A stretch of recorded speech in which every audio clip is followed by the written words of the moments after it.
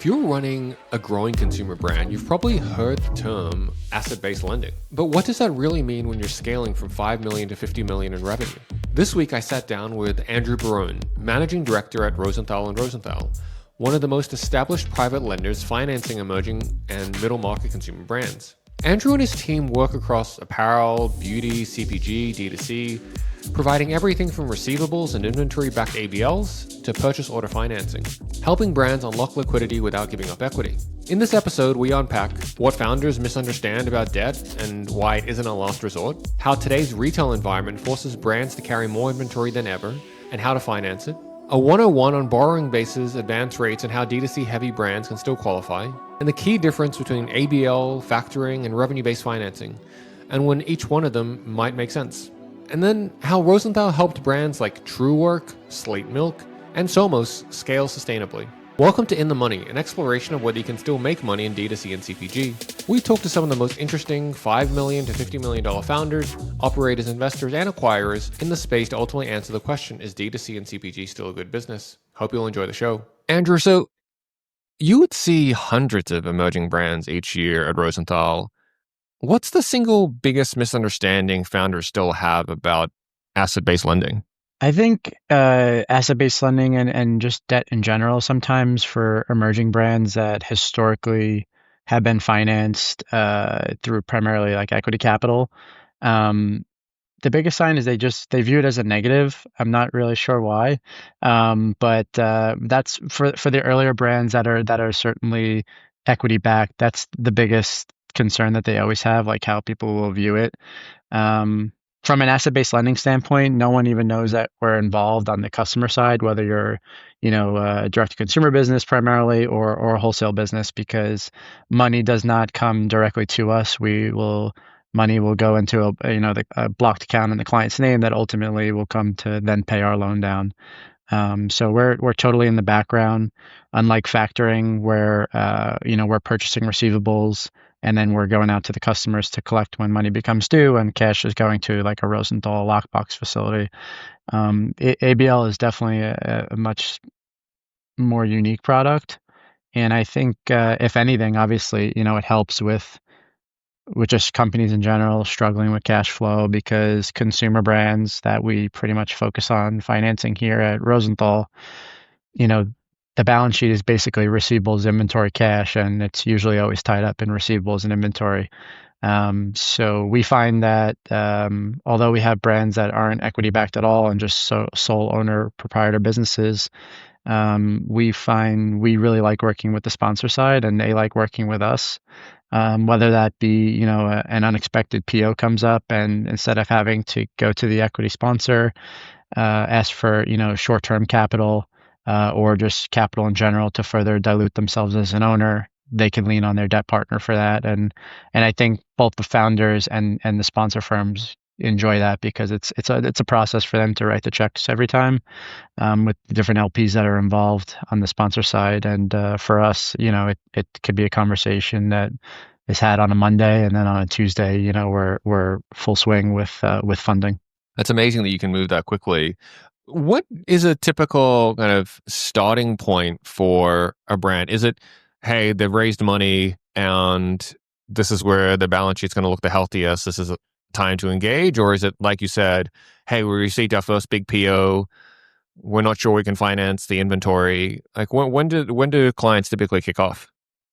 We get both ends of the spectrum. We get the fire drills, which are always, full throttle. And then we get the brands that are proactive. And obviously, if you have that luxury to be proactive, especially if the ABL agreement that you have in place doesn't have like minimum usage fees, I think it's always in the best interest to get it done sooner rather than later. You also have great, negotiation power when you're looking for an ABL and you have a ton of cash on the balance sheet. But on the flip side, we work pretty quick. Being a private firm at Rosenthal compared to some of the other non-bank lenders that are, we're a family-ran business. We don't have any outside investment. So we're different from the other private lenders that are out there. And then we're certainly different than the banks that obviously have a lot more red tape involved. So we can typically get facilities up and running in like a month and a half. So obviously, if it's before that, it might be a little bit of a stretch. And we have some partners that we can refer if the need is like dire and we can't get involved in time. But 6 weeks, we've done a lot of different things in 6 weeks with different brands and have pulled people out of, I wouldn't say holes, like you mentioned. They have a big PO and they don't want to say no to it. And we work creatively to try to figure out, a way that works for both us and ultimately for our clients so that they can either grow with that selected retailer, or, take on a new retail relationship. In pre-recording, you were mentioning that it's been a busy year. I imagine it's been a busy couple of years with bank regulations tightening and people looking at private credit. How has the underwriting environment changed in the last year or two with all of that context? Yeah, we're seeing a lot of borrowers, like I was kind of mentioning earlier, who, you know, 10 years ago, an ABL facility, it was, let's say it's a $5 million loan. 75% of it was made up of like the receivable borrowing availability. And then the balance was of 25% was made up of the inventory component. It was a much different picture back then. DTC wasn't as large back then. Amazon FBA wasn't around back then for the people in that marketplace.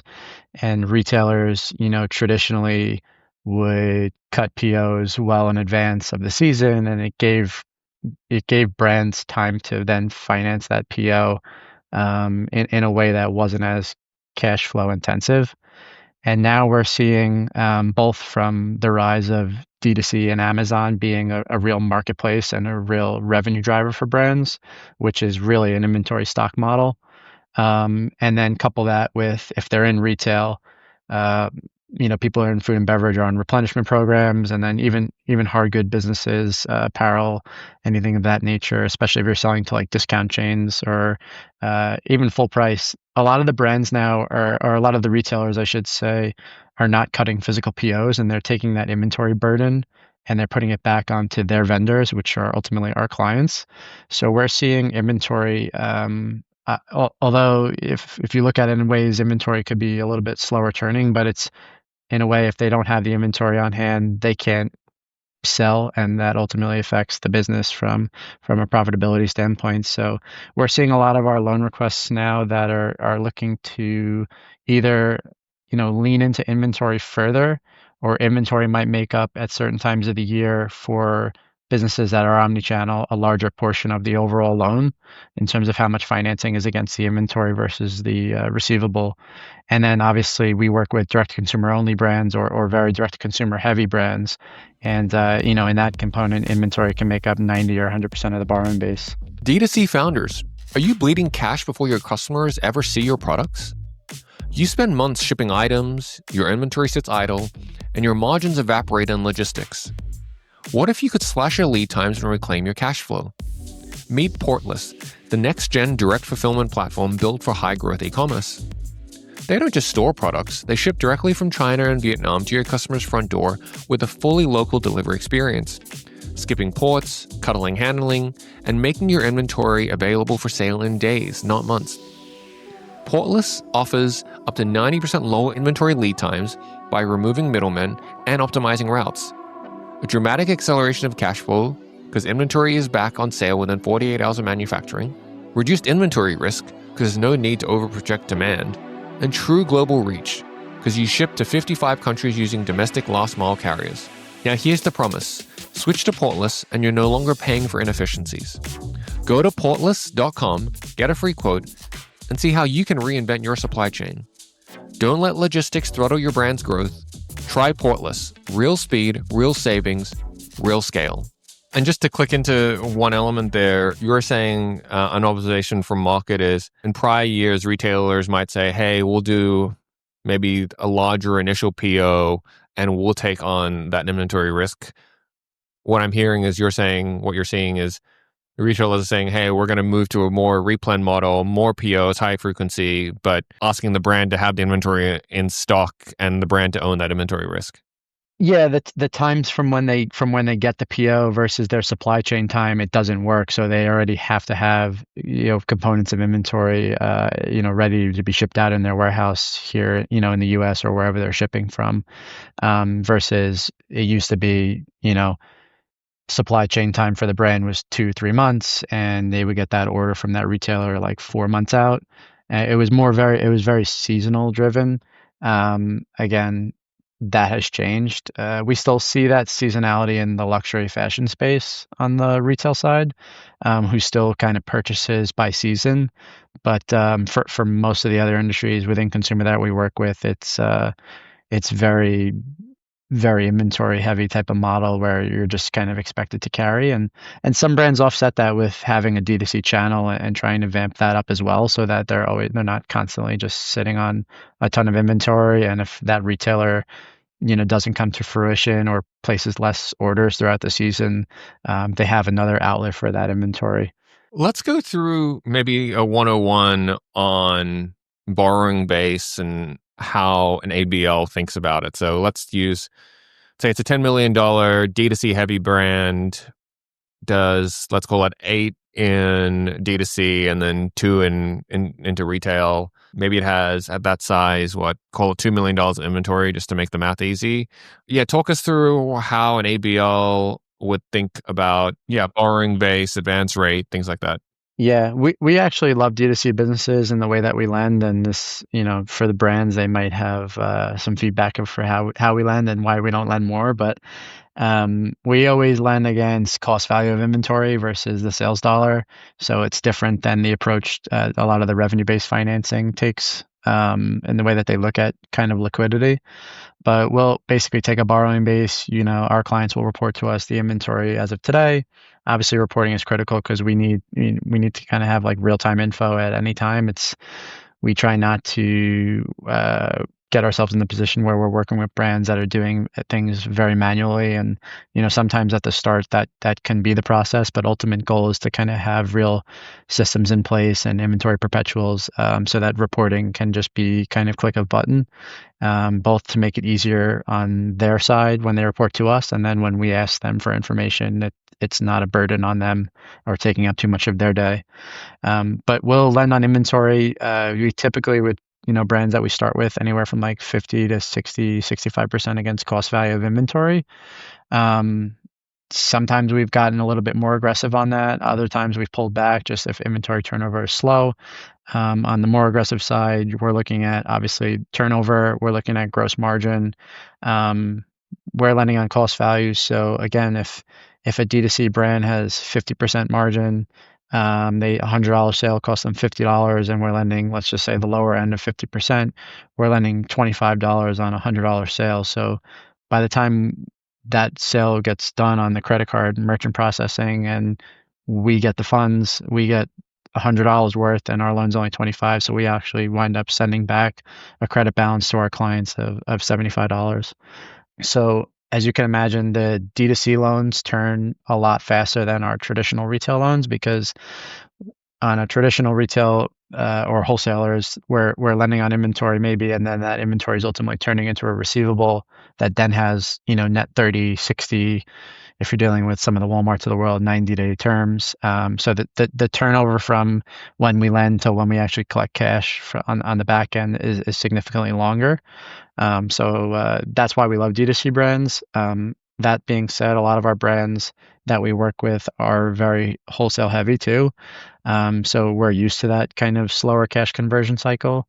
And then, things in general that we look for, on just like on an underwriting side as well for businesses that aren't D2C or are in the wholesale channels. We're looking at who they're selling, what industries they're in, concentrations.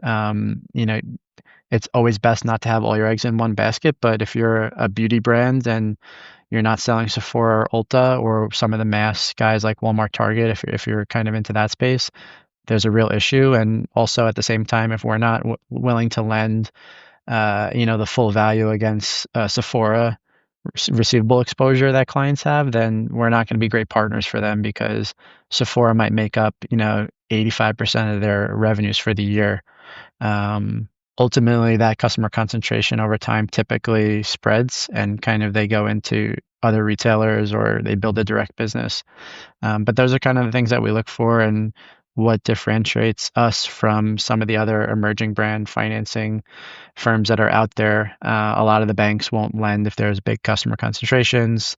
They certainly don't like lending just on inventory if it's a D2C brand.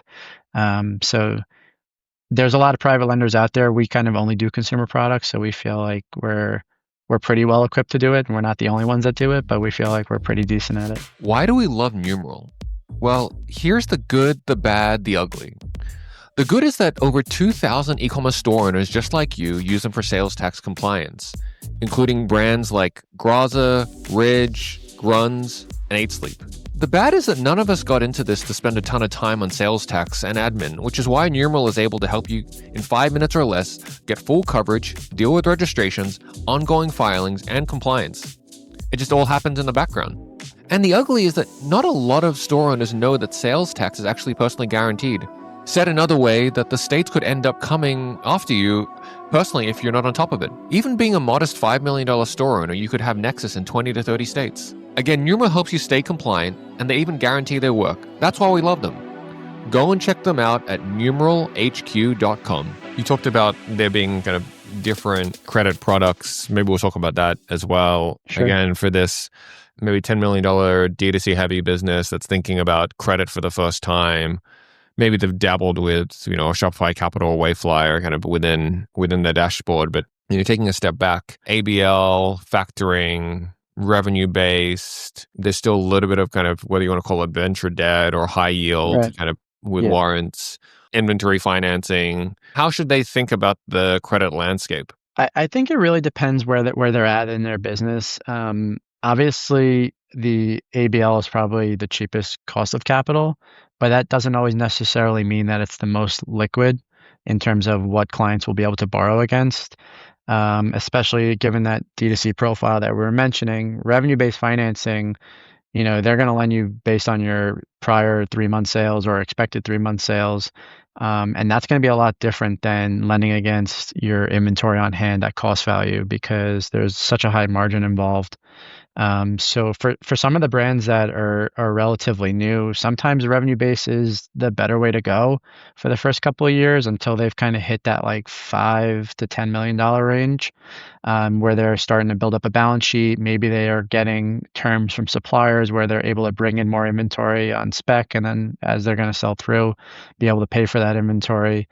Or if they're just looking to maybe extend their runway before they have another raise, sometimes revenue base is good because you'll wind up getting more liquidity than you will from an ABL. Now, the flip side of that would be once you do have a real balance sheet that you can finance and kind of meets your cash flow needs in terms of working capital, it's certainly a better solution from a cost perspective and from an overall just growth because we'll do facilities as low as $500,000, but we'll go up to 40 million, which is pretty unique.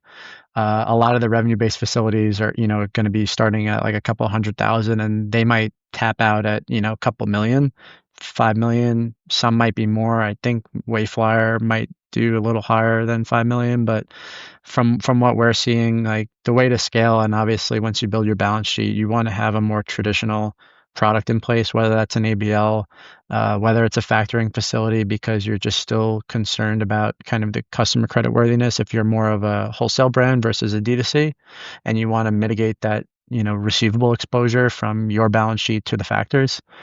Or if it's just a traditional banking product. I mean, we have people that we work with, brands that we started financing doing 5 million, they leave us, they're doing a couple 100 million, and they just go to a traditional middle market, kind of consumer focused bank, and they just get a line of credit and they feel like it's even easier than ours. And obviously the cost is even less.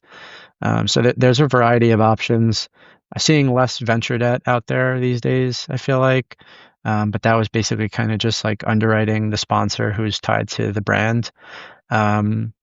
look, when we do deals too, even on the ABL and factoring side, having a sponsor that we know is still super important to us, and we prefer to, if we're going to get deeper into lending, to do it with a partner that we already know versus a partner for the first time. So sometimes they have unique challenges within their portfolio brands that might be out of the normal for us on a typical basis, but because we have such a relationship with these firms, and we know that they step up when needed, over and above what we can do, it gives us a lot of comfort to kind of get out of our own comfort zone on the lending side and help for unique situations. And that's kind of where, whether or not there's a sponsor involved, we're a relationship business. We're not just like an algorithm, which is again, I think what makes us a little bit more unique. So it's constant communication. It's not always great news that we hear from brands. And we know the great news is easy, and then the bad news is when people kind of remember who you are and what you guys do, and that's what we try to always accommodate. We are very relationship driven. Again, Rosenthal's a family brand, so, and it's family owned, so that's kind of how we. Character is always one of our big C's when we look at stuff, besides just the regular credit and balance sheet P&L profile of brands. Um, Hopefully that answers the question. You're concerned on the retail wholesale side about customer concentration, that cash flow is a little bit more drawn out. Is there a framework for evaluating whether a brand is prepared for a Target, an Ulta, Sephora, Whole Foods? Do you have any advice for brands as they are kind of taking on and getting up that retail ramp? Yeah, a couple of things. Obviously, when you say yes, you have to be able to do it because it's usually like a one shot or no shot. And you obviously want to make the best first impression. We do PO financing for brands all the time. Some have already been dealing with that customer who we're doing PO financing for or against for the orders that they've written. And some are doing it for the first time, like you mentioned. And having, I guess, either the right supplier terms, if hopefully you don't need PO financing at all because you can get terms from your supplier. But for the earlier brands, that's not always the case because that takes time to build up that relationship and get, net 30, net 60, whatever the terms of the suppliers will be. Having the right financing partner, whether that's, an equity firm that's willing to maybe put in money over and above the capital they put in, like on a short-term note basis, to kind of stretch and then get you to that point where you have like a receivable that you could borrow against or factor. We are a little unique in that we do ABL and factoring, but aside from that, we also do purchase order financing, which is like a separate transaction. So it basically gets our clients the money that they need to produce that order, and then that'll bring it into them receiving the goods here in the States or shipping them and invoicing the client. And then the traditional ABL factor model where you borrow against the receivable, it kind of just flows from basically one division to another at Rosenthal. Having the right partner is important because if you're with a company now that's, it's very easy, the way that they do business is easy, that's all well and good. But if they can't grow with you from, a $1 million facility to a $5 million facility, that's going to be a real problem. And you don't want to the last thing you want to do is have to worry about when you call up your lender that they're going to say like, oh, we can't accommodate that. You want to always find a lender. And look, it doesn't always happen right away, but you'll ultimately grow and find the right home. You want to find a lender that's going to be creative and wants you to win those opportunities and is able to scale with you. Again, sometimes that's someone finds a lender and that's just a good fit right away and they grow with them. Other times it's graduating from, one lender to another. But definitely having the right capital structure in place in terms of financing, and then as well as working on those supply relationships as best as you can, because getting terms from your supplier is basically free equity in your business. I don't, it's harder when you're a 1 year old business, but if you're a brand that's a few years old, that always push back and try to get terms from your supplier. So when you couple that with financing, it's usually very easy. And then you just also want to underwrite who you're getting that order from. These days, a lot of the orders are coming from very creditworthy retailers. It's guys like Costco, Walmart, Target, Home Depot. You're not you're not as worried as back in the day. Like people would get orders from retailers. Hey, X retailer wants to give me a $5 million PO. Well, that's great. Well, they're just coming out of bankruptcy for the first, things of that nature. You want to get your ducks all in a row, and you also want to make sure that your suppliers who you're dealing with as well can handle that capacity too, because you don't want them to say that they could start doing it and they're short shipping and then you can't fulfill the initial PO or the follow-up PO or the replenishment part of that business. Those are all just the kind of the things that pop into my head when you're talking about just brands doing it for the first time. It's definitely scary, but once you do it, it gets a lot easier. I have to ask, since we have a lender on the pod, what should founders negotiate? Maybe what is negotiable in a term sheet? Honestly, anything is negotiable. We when we issue term sheets, we don't expect people to sign the dotted line and no questions asked. But that being said, like you have to be realistic too. There's a difference in like cost of capital from if you're just talking about like pricing, or just maybe like caps on inventory borrowing or just overall borrowing in general. There's a difference between a brand that's doing, $10 million and making $2 million a year versus the brand that's doing $10 million and losing $3 million a year. And that cash burn as a percentage of net sales is not getting better. And they're just so people have to keep that in mind. I think sometimes people try to negotiate items that really we can't accommodate. But what we usually accommodate was like things like advance rates, against receivables, against inventory. Sometimes we'll put caps in there if it's not a D2C brand and they're more wholesale focused. We'll try to put more of an inventory cap in there. Not that we won't go heavier on the inventory, but just to keep like things in line. Facility size. We usually get the most pushback on personal guarantees, which we used to get quite often when there was a founder that had like a real net worth to them because they've been around and had wealth through their business. Now with a lot of the emerging brands, it's a founder that's just hustling and then they're eventually raising equity and instead of 100% shareholder of the business, they might be a 50% shareholder. And on that front, we don't get personal guarantees because there's no real like wealth to the founder at that point. Their wealth is when they sell the brand. So what we ask for is a validity guarantee, which is basically like what we consider a fraud guarantee. So when you report receivable and inventory values to us, that they're just, to the best of your knowledge, legitimate. And, you're not saying you have $2 million in the warehouse when you have, $100,000 worth of product.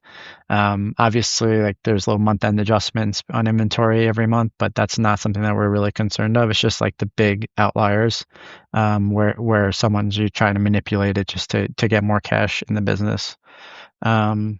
Those are kind of like the main points. We don't really have a lot of covenants in our agreements being a private lender.